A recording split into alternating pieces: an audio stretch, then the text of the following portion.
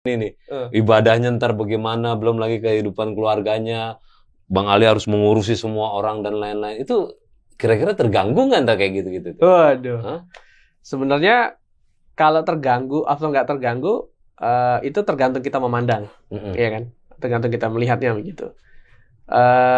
Kalau saya bilang sih, kalau yang membilang, kalau kayak gitu kan berarti kayak Mas Ali ini sibuk ngurusi orang, tapi dirinya nggak keurus. Lah, Iya, kurang lebih begitu. Itu ngaco tuh, Mas. Iya. Itu bagi saya tuh ngaco. Kalau ada yang ngomong begitu ya, Iya. itu ngaco. Gitu. Tetap diri sendirinya diurus. Iya, pasti itu diurus. Ya.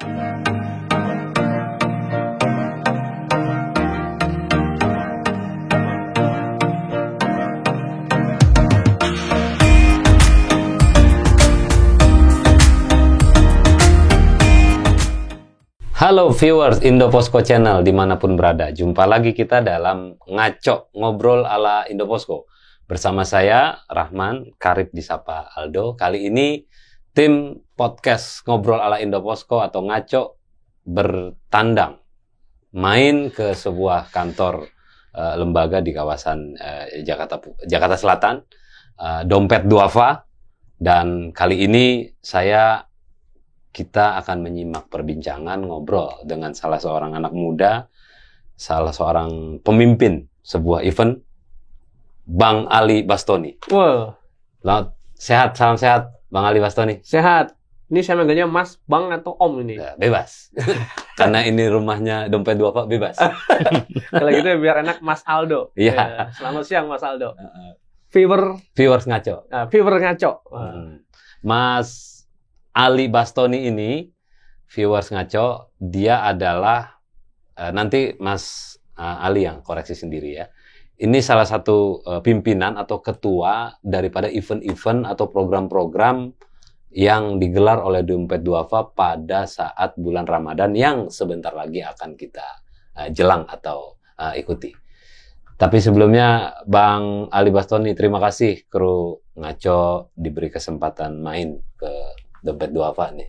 Iya. Di sebuah kantor yang tadi datang ke sini juga sejuk banget udaranya ya. Karena mungkin lagi adem. Lagi adem. Iya. Diguyur rintik hujan juga. Rintik hujan. Iya. Nah, kita mau ngobrol nih, Bang Ali ya. Baik, Mas. Jadi Dompet Duafa siapa sih yang nggak kenal? Dompet Duafa itu semua orang tahu gitu ya. Artinya dari segi perannya, kegiatannya yang dilakukan ketika terjadi sebuah musibah lah katakanlah, bencana dan lain-lain, itu pasti yang namanya Dompet Duafa hadir. Nah, tapi di lain itu, viewers Ngaco juga harus tahu bahwa Dompet Duafa itu punya event-event tertentu yang mana hadir pada saat momen-momen besar dalam hal ini ke depan, misalnya sebentar lagi kita jelang bulan suci Ramadan. Saya yakin Dompet Duafa punya event di situ. Yeah. Nah, Bang Ali ini komandannya. Program apa nih Bang yang viewers Ngaco harus ketahui di Ramadan besok? Barangkali juga nanti kan ada partisipasi gitu. Iya, betul. Nah. Baik, makasih Mas Aldo. Ini makasih nih kru Ngaco ya. Ngaco tapi pembahasannya serius. Oh enggak. Jadi memang betul ya. Jadi Dompet Duafa itu secara aktivitas, karena kita itu mendefinisikan diri sebagai lembaga filantropi, tetapi filantropi Islam. Filantropi Islam. Jadi maka di situ ada diksi kata Islam yang tentu sangat dekat dengan syariat-syariat Islam yang itu berkaitan dengan publik Muslim hari ini. Nah, kalau secara umum kan kita itu ada beberapa event besar ya. Jadi Ramadan, kurban, kemudian wakaf. Nah, kemudian juga terkait dengan respon-respon kemanusiaan. Nah, kebetulan kali ini Ramadan. Nah, jadi kalau Ramadan ini bicaranya momentum tentang bagaimana kita menjadikan bulan yang suci ini, yang semua orang tuh merindukan, ini memiliki makna yang istimewa. Iya. Nah, makanya kalau bicara event begitu ya, bicara program, itu kita biasanya mendesain dari tema dulu nih, Mas. Tema. Kira-kira tema tahun ini apa sih? Oke. Nah, gitu. Nah, sedikit saya ngomong tema dulu nih. Iya, viewer saya belum tahu nih temanya. Temanya belum tahu. Ya? Belum tahu. Belum ngobrol kita kan? Belum ngobrol. Oh iya betul. Sengaja mau di sini aja. Iya. Taunya. Nah, sebelum ke tema, saya ingin ngomong dulu tentang sesuatu yang sering terjadi di Ramadan. Nah, yang pertama kejadiannya adalah banyak di antara kita ya, atau usia saya lah, anak-anak muda gitu di Ramadan tuh selalu saat sudah berjalan di Ramadan 10 hari misal. Sudah lewat nih puasa 10 hari. Terus kita, 10 hari Ramadan udah lewat ya. Wah, kita belum ada amalan-amalan nih. Ngaji belum ada nih ya kan. Sedekah belum. Wah, saya akan sungguh-sungguh di 20 hari. 10 hari kedua. Ya, 10 hari kedua, semangat. Ternyata Bang, Mas, setelah jalan gitu ya, sehari, 2 hari, tiba-tiba sudah sudah takbiran Idul Fitri. Ternyata nggak juga ada perubahan. Beribadahnya nggak ada, sedekahnya juga minim, ya kan? Akhirnya waktu takbiran itu kita berdoa lagi, ya Allah pertemukan saya di Ramadan lagi tahun depan. Tapi pas terjadi sama saja, juga ibadahnya ya standar gitu. Dan itu ternyata keresahan itu muncul banyak. Itu yang pertama. Dan yang kedua adalah kita ngerasa bahwa Ramadan itu juga menjadi budaya di kita itu kan pengeluaran jadi meningkat. Meskipun puasa tapi belanja makanan tuh jadi banyak gitu. Akhirnya spending. Padahal 12 jam itu kita nggak makan. Apapun. Tapi justru risetnya itu belanja lebih banyak di Ramadan pengeluarannya gitu. Otomatis kan sepertinya ada budaya sukacita Ramadan itu ya dengan membelanjakan uang lebih banyak. Ya apakah untuk makanan takjil, apakah untuk berbuka, untuk sahur atau untuk fashion dan lain-lain. Nah, tapi ini kan kemudian jadi soal untuk yang ekonominya mungkin tidak rata-rata gitu atau mungkin di bawah. Jadi seolah-olah seperti mengurangi sukacita Ramadan. Nah, ini ada 2 masalah ini nih, Mas. Pertama, masalah pribadi, kita ngerasa Ramadan itu nggak pernah optimal. Yang kedua adalah ada tantangan sukacita Ramadan itu ya dengan sajian-sajian itu makanan yang relatif lebih nikmat atau lebih lezat untuk dinikmati begitu. Nah, oleh sebab itu, kita kemudian berpikir, apa nih yang cocok? Nah, kemudian temanya itu yang pas adalah, karena Ramadan itu 30 hari, maka kita rilis bagaimana 30 hari Ramadan itu jadi manfaat. Jadi temanya adalah 30 hari Ramadan jadi manfaat. Maksudnya apa? Maksudnya adalah kita secara pribadi harus yakin betul bisa memberikan manfaat bagi diri kita. Artinya Ramadan ini jangan lewat. Jangan lagi lalai. Kayak tadi kan, 10 hari, 20 hari, sama aja, nggak ada perubahan. Nah, jangan sampai lalai. Jadi kan itu manfaat yang besar untuk kita beribadah. Berbagi, ngaji, itikaf gitu kan. Berbagi, macam-macam lah. Nah, termasuk juga berbagi yang memiliki faedah bagi orang lain. Sedekah, memberikan berbuka puasa, sahur, ataupun juga memberikan paket-paket kebahagiaan di Idul Fitri ataupun juga di Ramadan. Jadi temanya 30 hari Ramadan jadi manfaat. Hashtag jadi manfaat. Hashtagnya jadi manfaat. Jadi itu yang diusung oleh Bang Ali Bastoni dan kawan-kawan di Dompet Duafa dalam Ramadan 1443 Hijriah ini ya, yang akan kita jelang. Jadi 30 hari Ramadan jadi manfaat.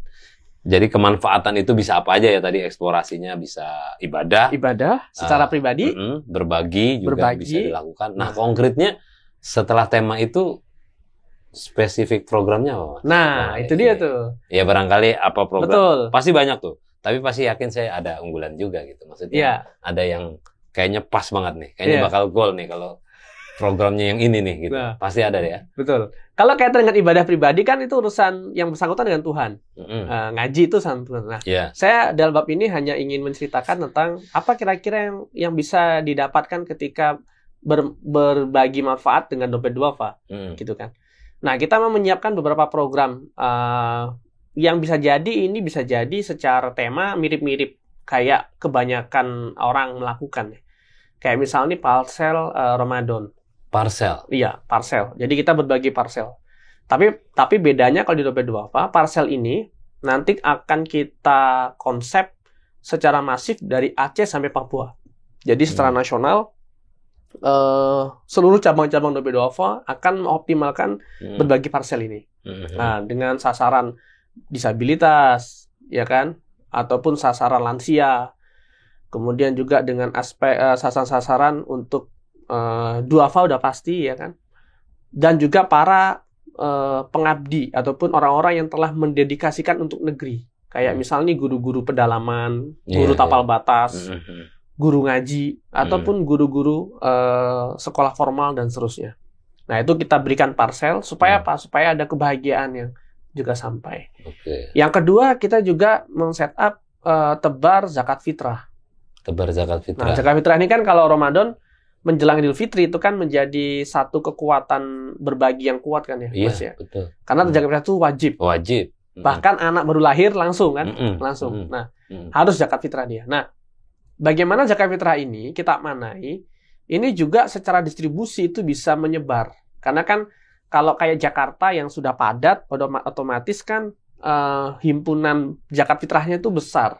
Tapi ada satu kawasan mungkin orangnya sedikit, tapi duafanya banyak gitu. Nah, cakup itu distribusi berasnya mungkin terbatas. Nah, kita ingin menyebarkan ini. Jadi orang berzakat fitrah di dompet duafa, tapi distribusinya sampai seluruh nasional. Dan nilai lebihnya lagi adalah ini beras diambil dari petani langsung. Jadi petani yang memang kita telah bikin intervensi programnya. Jadi maksudnya Bang Ali, saya potong. Jadi kalau ada dia zakat fitrah bukan beras, kan dalam bentuk uang, nanti dompet duafa yang akan membelikan uang itu berupa beras kepada petani yang telah kita bina tadi. Kan kita punya petani binaan dompet duafa. Dompet duafa tuh ya. Ada tuh ya. Ada. Karena kita rilis program kan 1.000 hektar untuk pangan. Menjawab tantangan isu saat Covid kemarin kan pangan itu menjadi satu isu ya. Makanya kita bikin program itu. Dan sekarang kita punya stok itu lebih kurang di laporan terakhir ya, dari mulai Serang, Banten sampai ke Jawa Timur itu lebih kurang ada 2.000 ton kita punya stok itu. Nah, begitu Mas. Itu dua ya. Parcel Ramadan, tebar zakat fitrah. Nah, yang ketiga ada juga yang sifatnya berbagi langsung seperti berbagi dengan yatim. Karena yatim ini juga satu entitas sasaran yang juga sering dijadikan sebagai semangat kita berbagi ya. Kemudian yang keempat berkaitan dengan program-program kepedulian kita kepada dunia-dunia Islam yang udah pasti sih Palestina ya. Iya. Karena itu juga kita juga bantu. Kemudian yang kelima terkait dengan program berbagi berbuka dan sahur. Berbagi berbuka dan sahur. Dengan armada Darling. Kita punya dapur keliling, Mas. Oh, Darling. Saya kira Darling yang lain. Dapur keliling. Jadi Darling ini kita bikin event grebek kampung. Jadi kampung kita grebek. Di situ kita bikin program mulai dari berbuka puasa, tausiah, berbagi yatim, pasar murah gitu ya. Dan semuanya di set up dalam satu kampung. Jadi kampung itu digerebek dalam semua aksi-aksi kebaikan. Ada 6 itu tadi saya hitungin ya. Malah 6. Iya, saya salah hitung berarti. Iya. Bisa 6, bisa 7 lah. Gitu ya. Tadi saya 5. Iya. Bang Ali, itu kan dari tadi paparan kemudian eksplorasi soal program begitu ya. Bahkan sasarannya tuh saya bisa garis bawah itu Aceh Papua juga kan, berarti kan mainnya kan. Betul. Bukan hanya Parcel Ramadan yang Aceh sampai Papua, tapi semuanya. Juga yang lain. Juga kayak tebar zakat fitrah dan lain-lain begitu ya. Itu kan padat banget ya. Bang Ali dan kawan-kawan di dompet duafa ya, dengan kekuatan yang ya kalau dibilang minim tergantung menurut saya sih ya, bagaimana keikhlasan aja saat bekerja begitu. Betul. Kan. Nah, Bang Ali kan anak muda dan lain-lain. Ini kan ngurusin orang mulu nih. Itu gimana itu dengan personalnya Bang Ali Bastoni nih? Ibadahnya ntar bagaimana, belum lagi kehidupan keluarganya. Bang Ali harus mengurusi semua orang dan lain-lain. Itu kira-kira terganggu nggak kayak gitu-gitu? Waduh. Sebenarnya kalau terganggu atau nggak terganggu, itu tergantung kita memandang, ya kan? Tergantung kita melihatnya begitu. Kalau saya bilang sih, kalau kayak gitu kan berarti kayak Mas Ali ini sibuk ngurusi orang, tapi dirinya nggak keurus. Wah, iya, kurang lebih begitu. Itu ngaco tuh, Mas. Iya. Itu bagi saya tuh ngaco. Kalau ada yang ngomong begitu ya, iya. Itu ngaco. Gitu. Tetap diri sendirinya diurus. Iya, pasti diurus. Ya. Karena kenapa saya bilang ngaco gitu ya? Karena begini. Itu Aceh sampai Papua loh. Iya, betul. Apa program itu loh. Nah, betul. Kan kita itu dalam manajemen kan ada skema kolaborasi. Ada skema bagaimana kita mengajak keterlibatan publik, relawan. Jadi ya itulah kemudian yang kita engineering. Kita lakukan proses kolaborasi gitu. Otomatis secara pribadi tetap keurus lah. Meskipun ada satu semangat di kita. Jadi kalau hadisnya mungkin Ustadz yang bicara nih, tapi ada satu semangat bahasanya kayak kami di Dompet Duafa ini sebenarnya kan ada satu penyemangat gitu ya. Orang yang mensyiarkan ajakan berzakat itu sama seperti sedang berjihad. Wah, jadi ini doktrinnya nih. Jadi setidaknya itu di situ yang membuat kita menjadi sangat yakin gitu. Kami sebenarnya walaupun ya hadis nggak banyak hafal, tapi salah satu cara kita itu bisa bermanfaat di Ramadan, ya ini menjadi pengajak orang berzakat gitu. Ini kan sama kayak ayo zakat, ayo sholat, ya saya ngomongnya ayo zakat gitu. Betul. Nah inilah salah satu bagian mudah-mudahan menjadi bekal pribadi, Mas. Amin. Ya, gitu. Jadi Bang Ali Bastoni, kami kru Ngaco mengucapkan selamat dan sukses atas program-programnya nanti. Amin. Bismillah, semoga semuanya lancar. Amin. Karena ini bagaimanapun ini bisa memberi manfaat untuk semuanya. Dan nanti saat digelorakan atau diimplementasikan program-program tersebut mendapat sambutan yang hangat dan juga bisa memberikan manfaat untuk orang yang kita berikan, begitu Bang Ali. Amin. Terima kasih Bang Ali sudah meluangkan waktu di Mas Aldo. Ngaco. Mudah-mudahan nanti di lain kesempatan kita ngobrol dan bisa ketemu lagi. Kapan-kapan main dong ke studio. Siap. Nanti kita ke sana bawa kopi kita. Ada kopi pemberdayaan dari zakat. Namanya Madaya. Ini dua kru ini suka buat ngopi nih. Nanti kita habis ini ngopi lah. Iya. Di kafe kita bawa. Siap. Bang Ali, makasih ya. Siap, sama-sama Mas Aldo. Baik, viewers Ngaco dimanapun berada, demikianlah kita ngobrol dengan Bang Ali Bastoni, seorang koordinator atau ketua pelaksana program Ramadan 1443 Hijriah dari Dompet Duafa. Dengan paparannya tadi sudah diterangkan banyak program yang tentunya akan memberi manfaat untuk manusia pada umumnya dan bisa juga menjadi amal ibadah untuk di hari kelak nanti. Demikian viewers Ngaco dimanapun berada, salam dari kami. Halo para viewers Ngaco, saya Ali Bastoni, Ketua Ramadan Dompet Duafa 2022. Jangan lupa like, share, and juga komen, serta yang utama subscribe Indoposko Channel. Kita dukung terus channel-channel yang terus memberikan inspirasi dengan konsep santai tetapi banyak manfaatnya. Sukses dan terus berkembang. Terima kasih.